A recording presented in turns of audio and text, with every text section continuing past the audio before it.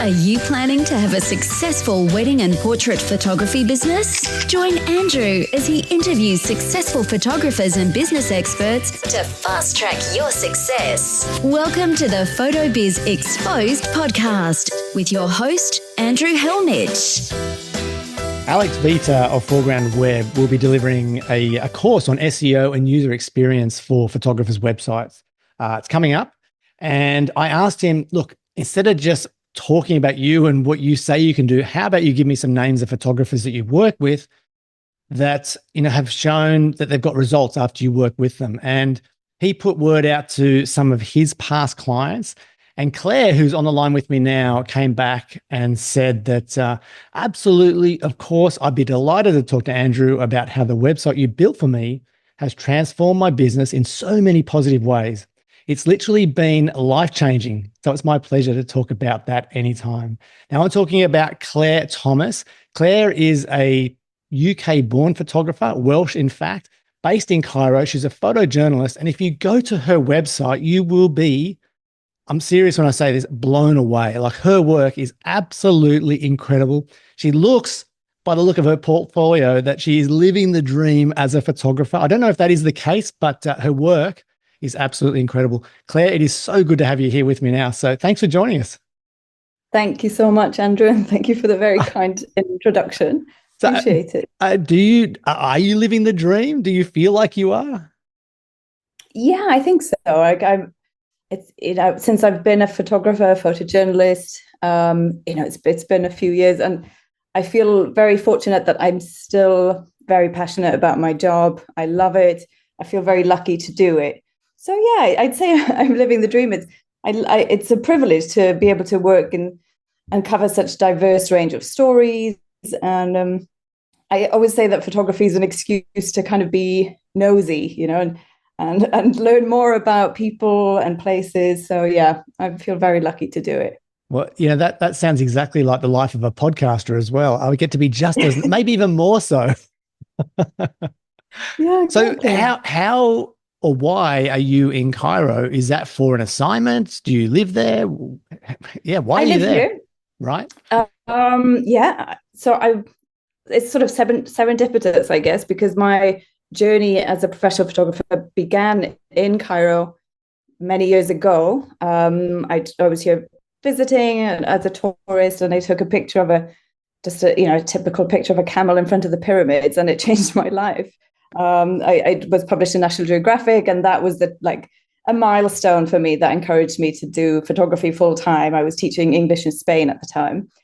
Anyway, skip forward a few years. I met my now husband. We met in Baghdad in 2018, and then we moved to New York for a couple of years after the time in Iraq. Anyway, and now he's Egyptian, and now we're here. And so I live in Cairo. We've been here 2.5 years. And, it was a period of adjustment. It wasn't so easy to settle in at first, but now I absolutely love it. Yeah, unbelievable. This sounds like a movie script. Like, do you feel like that too when you tell your story? Yes, I guess. Actually, how we met is quite an interesting story. So yeah, I would like to write about it one day. Truly, living in Cairo, met in Baghdad, spent time in Iraq. Like, it sounds like a movie. How did you meet? Tell us. We met at actually another connection at a beach party, a Bondi beach party at the Australian Embassy in the Green Zone in Baghdad. Very funny, random. And I was there at the time. I was working as a photographer with the United Nations Development Programme. And I was based in Erbil, so in northern Iraq. And I was covering the reconstruction of Mosul. And then they needed somebody to take some pictures in Anbar province. So they flew me to Baghdad. So I went to the party. I met this guy. Anyway, and then the next day I was supposed to go out on assignment to Anbar. And I would have been there for a week and then back to Erbil. We never would have seen each other again. That would have been the end. However, one of the projects that we were going to visit was blown up, as happens in Iraq. So the UN cancelled, the security cancelled that trip.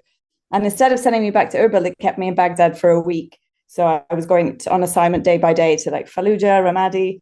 So I got to know my husband in that week. So yeah, very random. Anyway, Amazing. so Like you said, that, it's serendipity. Like it's incredible. Wow. yeah, So it's you fun. talked about the fact that, you were published in National Geographic. You're working for I think you said the UN. You're on assignment. Who Mhm. who is how do you make money from photography today? Through multiple forms, I guess, multiple avenues. I think I've discovered that's really the only way to make photography a sustainable business for me. Because photojournalism nowadays is not what it used to be. It's not very lucrative. It's not very well paid, unfortunately. I think there's just so much competition that there's more supply than there is demand, perhaps. So I do multiple things. So I love doing editorial work. It's my passion. I absolutely love storytelling. It's a dream job. But I have to find other sources of income too. So one of the things that I'd wanted to pursue throughout my career was being able to sell prints, limited edition fine art photography prints.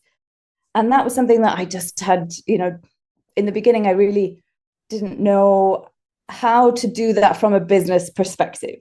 And that's what really Alex has done for me. And I don't exaggerate when I say that working with him has been life-changing. It really has, because it's just changed everything. It's allowed me to pursue that dream and find a way of making the website is the platform. Without the website, the people who would be interested in buying prints wouldn't have a way of browsing, of contacting me. It's a process, and he has just streamlined it, and it worked. It really worked. But not only that, it was such a positive experience working with him, and he taught me how to work with this website, how to develop it myself, or to add content to it myself. For the easy stuff. Whenever there's something more complex, I reach out to him frequently for help. But so in addition to the prints, I also use the website for my editorial work. It's a way of displaying my stories. I can add new stories to it myself, and then I use that to pitch to editors. I find it a much nicer visual tool, like for sending content to editors, and I think that's also helped me a lot.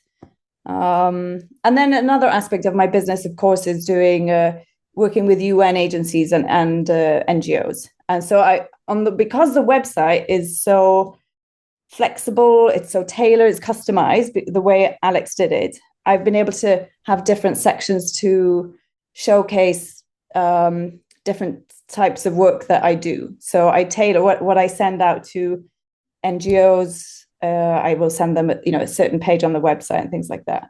So it's helped so much. I don't know how to explain how No, much. that is great. So Yeah. how did you find Alex? Did you just find him online? Did you see him? Okay, I don't think he advertises. Yeah, that was the hardest part. So I knew I wanted to build a new website. So before I found Alex, I had a photo shelter website, and I used that, and I still use it for storing work and organizing and just sending private gallery or like files to people. But I couldn't customize it in the way I wanted. It just wasn't quite there. So I decided to get a website, and the hardest part was finding Alex. I spent weeks looking for the right person. I had calls with multiple web developers, and nothing fit. I don't know. And then serendipitously, I think it was on Photo Shelter that I found a link to Alex's website, because I know he also does Photo Shelter customization. And as soon as I went to his website, oh my gosh, it was just like a weight off my shoulders, because I knew that he was the right person. And then when I asked him for a quote, I think he makes you answer a number of questions about what your vision is for the website. So before I even spoke to him, I had an idea of what I wanted him to produce, which I didn't have before. So that was a useful exercise in itself.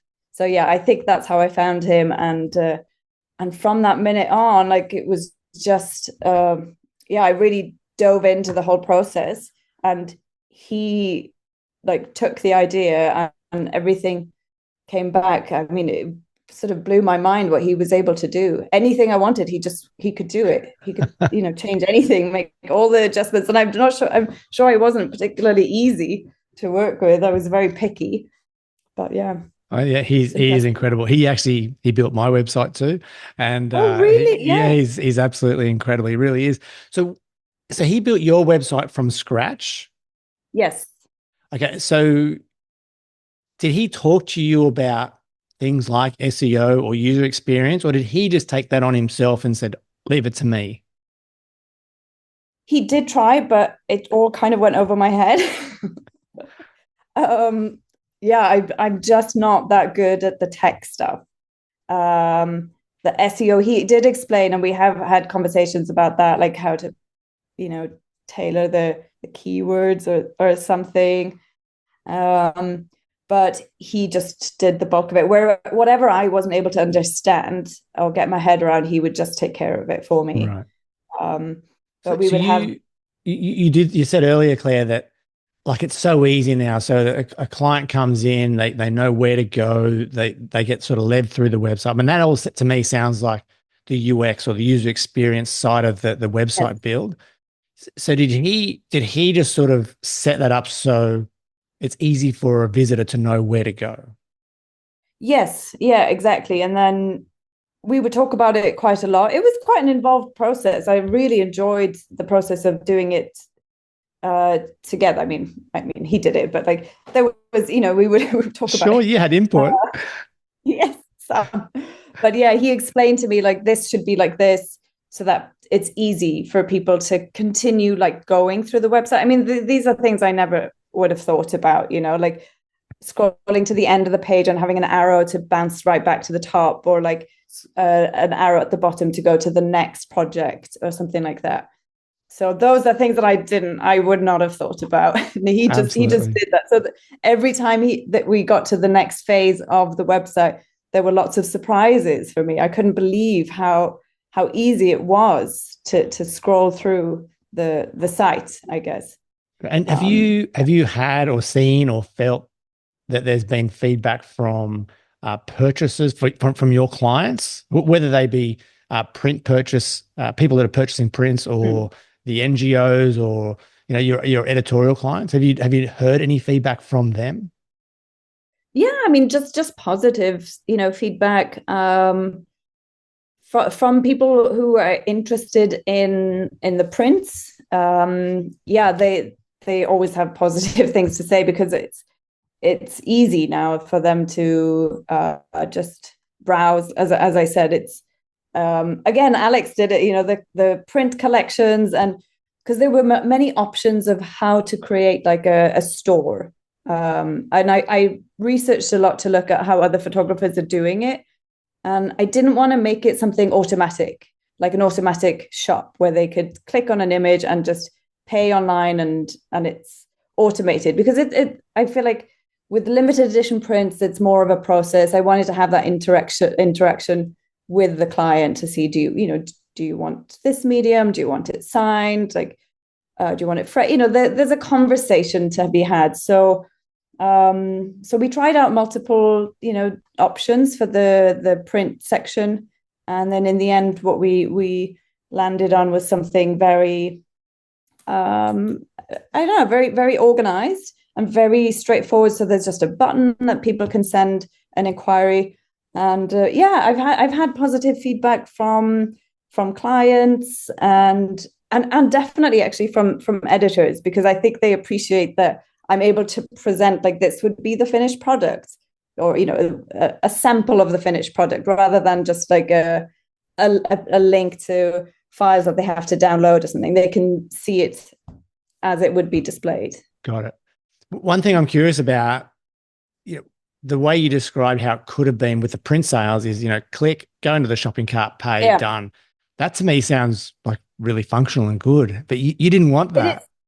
Yes, yeah, exactly. Yeah, I know that makes more sense. But I think with higher value pieces, people like to have the connection. So I've had some buyers, some collectors want to like have a phone conversation to discuss the piece of art or the collection. I think it's nice to have the personal touch.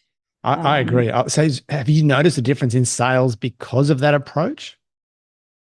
Yeah, definitely. I think, I mean, there was the time in New York so of course, when we had the website and during the pandemic, basically, I took the time, I couldn't really travel. So I took the time to develop the print side of my business. As I mentioned, that this was a dream. I'd wanted to do it for so long, but I guess I'd never really had the time or the motivation because I couldn't figure out how to do that with the Photo Shelter website. I knew you could sell individual prints, but it just wasn't exactly what I wanted. So I researched like the editions, the pricing structures and things like that. And then so when we had the website, we put it out there. But of course, it didn't automatically translate to sales because you have to go the extra step with the marketing. And that is still a stumbling block for me. Marketing, I find impossible. I just don't know how to do it. And Alex has been helpful with that. He's given me some ideas. But what I found was my editorial work, when I was published in the New York Times, that would draw people to my website. So that was like the catalyst to get people there, right?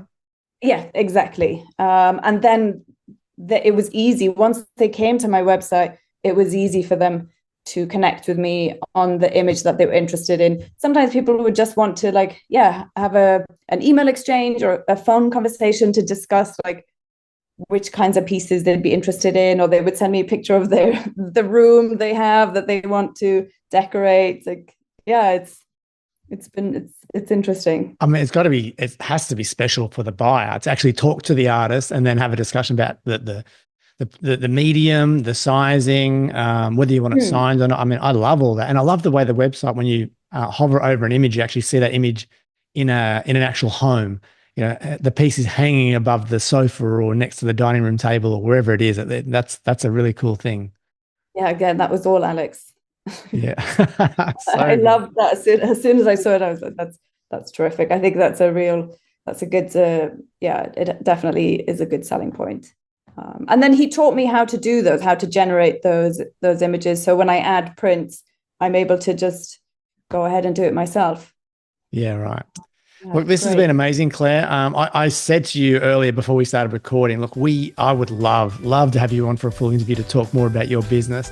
This was really just a snippet and to hear a little bit about your interaction and the fact that you work with Alex. This has been super helpful for me. I know the listener will get a lot from what you had to share. Will you or would you be open to a longer, more in-depth conversation about your photography, your work, your business? Absolutely. Yes, I'd love to. That'd be great. Thank you. Fantastic. All right. Well, I know the listener is going to be hanging out for that one. I know I already am. I can't wait to dive into more about your work and your business. But massive thanks for making the time to come on and share what you have, and really looking forward to catching up more in the future. So thank you so much, Claire. Thank you, Andrew. Thanks very much. Look forward to it. If you have enjoyed this episode, head to PhotoBizX.com. Join the conversation, leave a comment, and share your thoughts on the interview with Andrew and today's special guest.